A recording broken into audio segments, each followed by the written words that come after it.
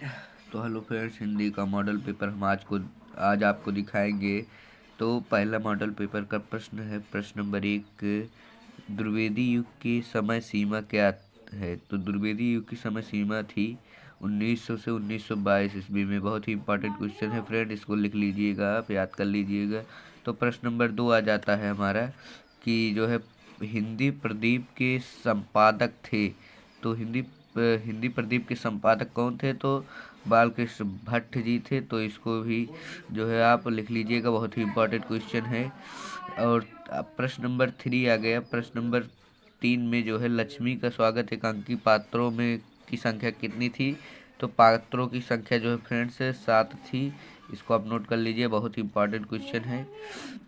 और प्रश्न नंबर चौथा आ जाता है फ्रेंड्स, बालकृष्ण भट्ट द्वारा संपादित पत्रिका है। तो हिंदी जो है बालकृष्ण द्वारा रचित संपादित पत्रिका है हिंदी प्रदीप। तो ये भी जो है बहुत इंपॉर्टेंट क्वेश्चन है फ्रेंड, इसको नोट कर लीजिएगा।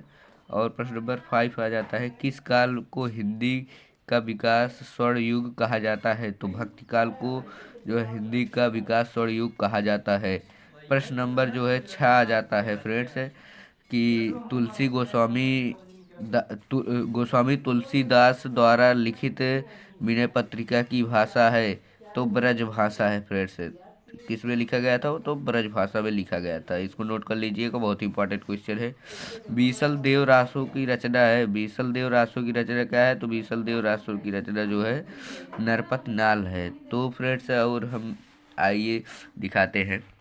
और यहाँ पे प्रश्न नंबर 8 आ जाता है, लक्ष्मीपुरा के लेखक कौन है? तो लक्ष्मीपुरा के लेखक जो है शिवदान सिंह चौहान है। तो इसको नोट कर लीजिएगा, बहुत ही इंपॉर्टेंट क्वेश्चन है, हर बार पूछा जाता है।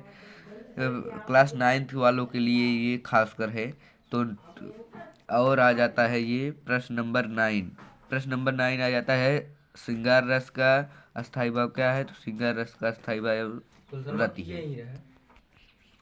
तो यहाँ पे जो है रस है, श्रृंगार रस का अस्थायी भाव जो है रति है।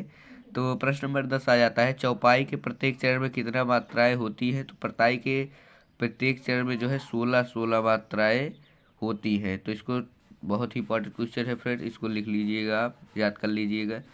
जहाँ एक ही शब्द की अनेक बार आवृत्ति हो और भिन्न भिन्न अर्थ हो, उसकी आवृत्ति हो, वहाँ कौन सा जो है अलंकार होगा? तो यमक अलंकार होगा। इसको नोट कर लीजिएगा, बहुत ही इंपॉर्टेंट क्वेश्चन है, बहुत बार पूछा गया है एग्जाम में।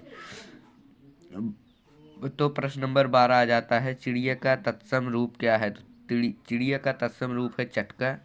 प्रश्न नंबर 13 आ जाता है, नवरात्रि में समास है। नवरात्रि में द्विगु समास है। प्रश्न नंबर हो जाता है 14, आशा का विलोम शब्द क्या है? तो बहुत ही सरल है फ्रेंड्स, आशा का जो है विलोम शब्द हो जाएगा निराशा।